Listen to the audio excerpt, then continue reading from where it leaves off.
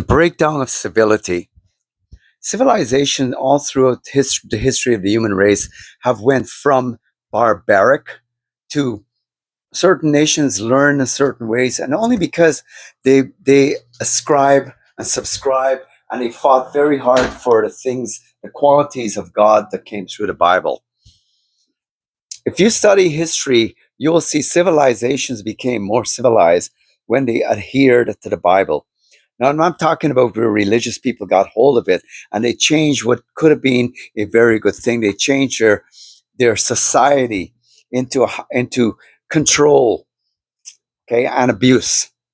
I'm not talking about that where they use the human race for profitability. I'm talking about where civilization started to get it right. And as it slowly developed, it began to develop into developed nations. With the civilization, we call it, came civility. Civil to each other. Even in laws within Canada, the United States, the Constitution, Charter of Rights in England, they have their rules and principles all throughout Europe. They develop ways that when people come together, they care for each other. It is neighborly. Jesus taught to love your neighbor as you would yourself. This was transcribed and basically given into the societies, into the families, into the family structure, and into the inbreeding as people grew up. There's a lot of people that didn't get it right, but civilization in general has had it more right than uncivilized nations. The breakdown of civility that we have happened in the year 2026 has been the influx of people who were brought in, given a chance in civilizations to become where they could not become better and more developed in their countries and where they came from. The things where immigration broke down is that they broke down when they broke down in giving people rights that they don't have. Rights where they didn't know how to do what was right. It's called rehabilitative immigration.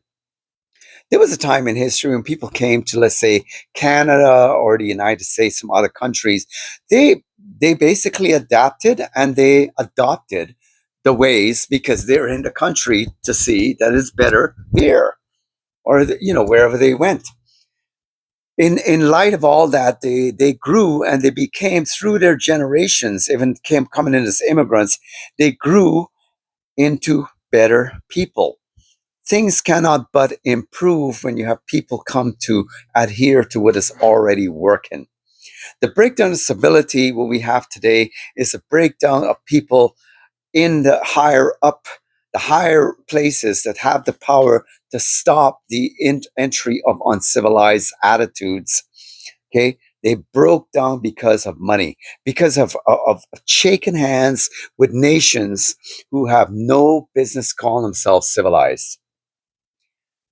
The breakdown of peoples is that one thing that happens is that when people begin to adhere to, and then they realize, hey, my culture is right now learning about nationalism. They're becoming bigger, they're becoming better in the sight of the world. So therefore, I can go along with this thing called national pride.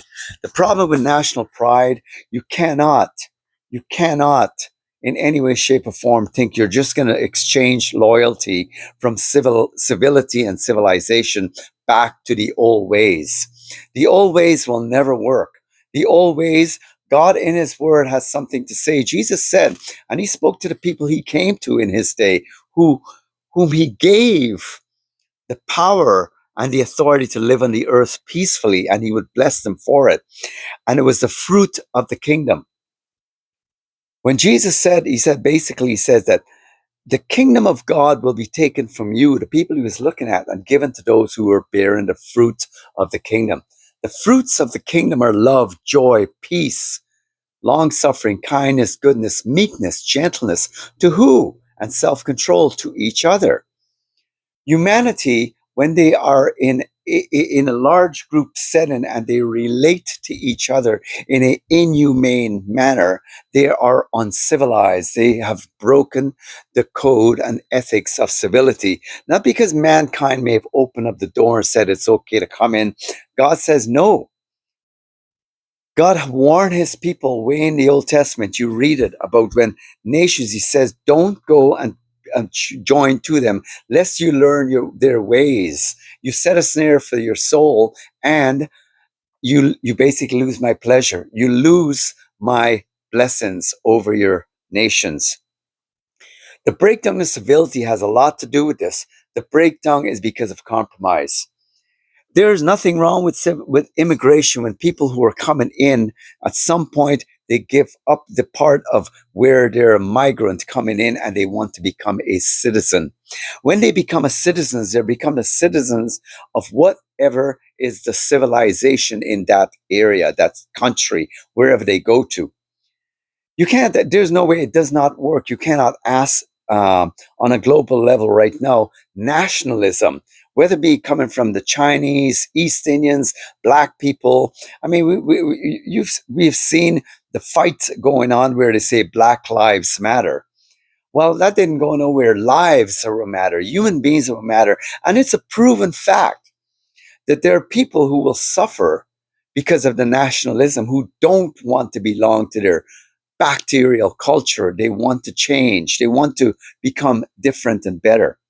I firmly believe European nations are going to be way more blessed because they have adhered for centuries to civilization and what it means. That's why it's called civilized. That's why it's called developed nations.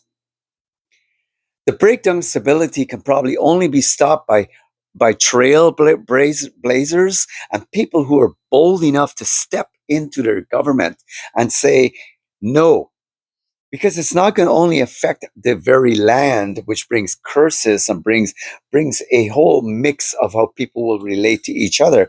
Do you know there's an old saying says monkey see, monkey do? Okay. And it's only a matter of time, Jesus ever put it this way, that when wickedness will abound, the love of many will grow cold. And this is what we have happening today. Nations that has been on this planet for centuries, just like civilization, adhered, okay, to godlessness.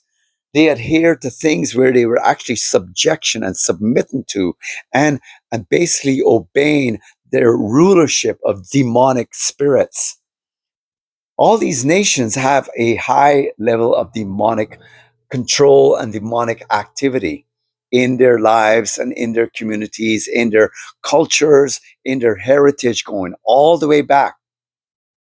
There's way more sins that are involved, and you'll find this with inhumane people.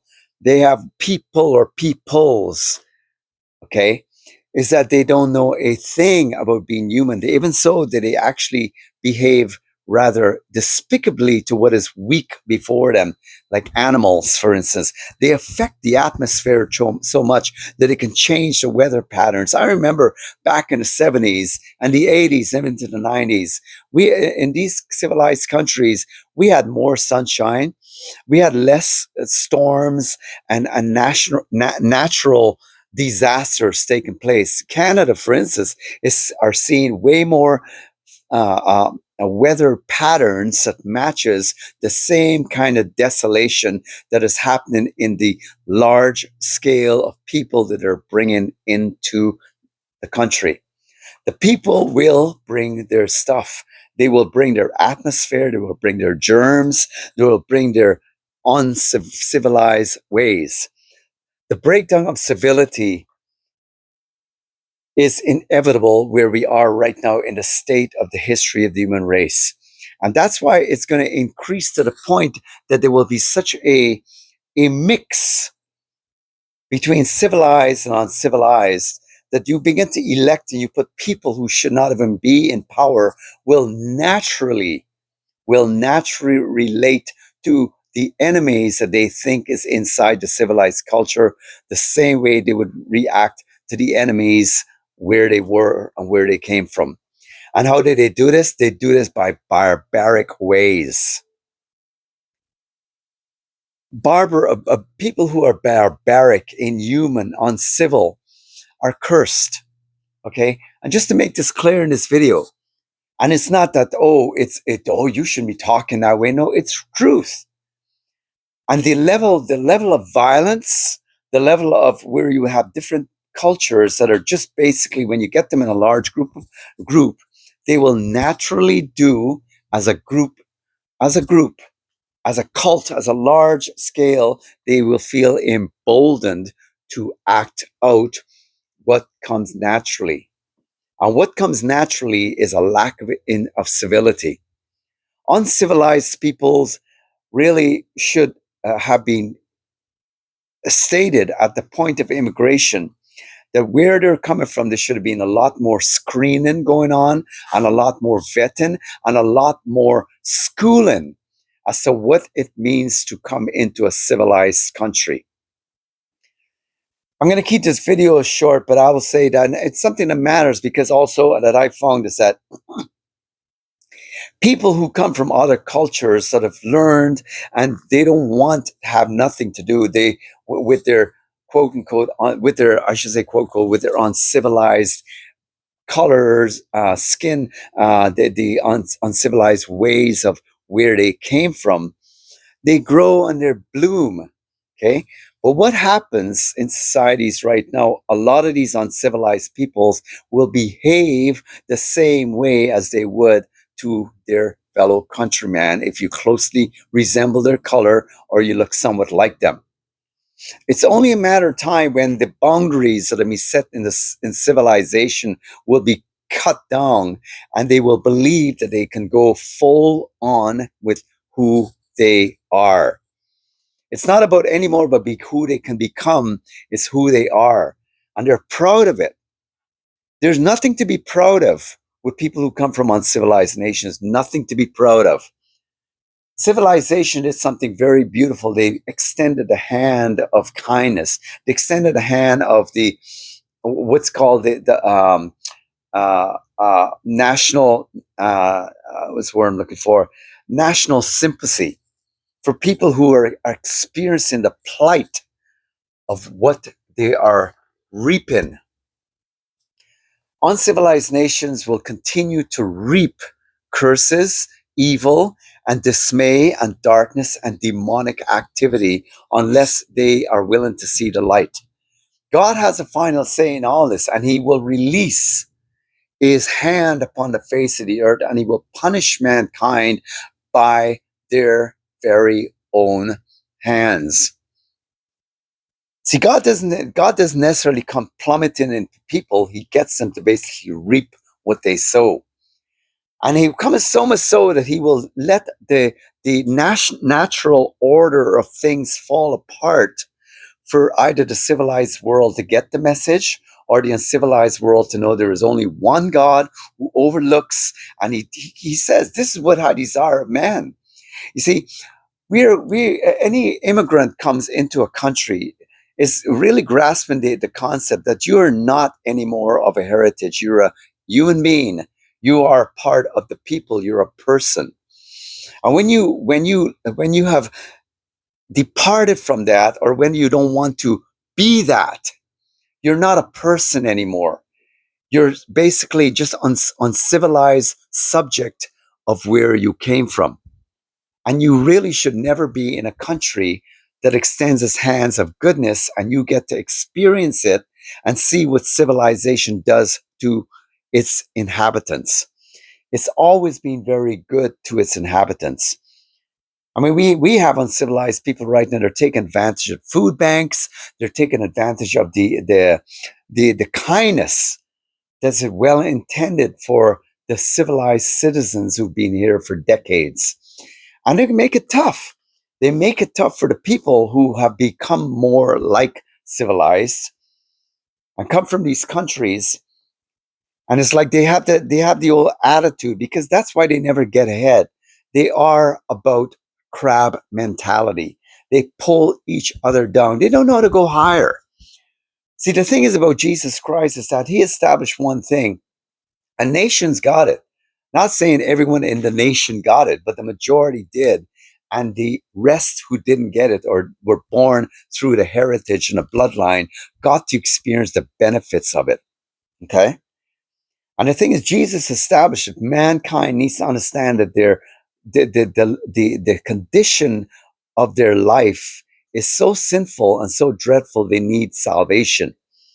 Cultures that come from other nations that don't want to worship or even serve or even know the God who through the centuries, through the prayers of those who knew that God, prayed earnestly and were heard and were basically given their answers.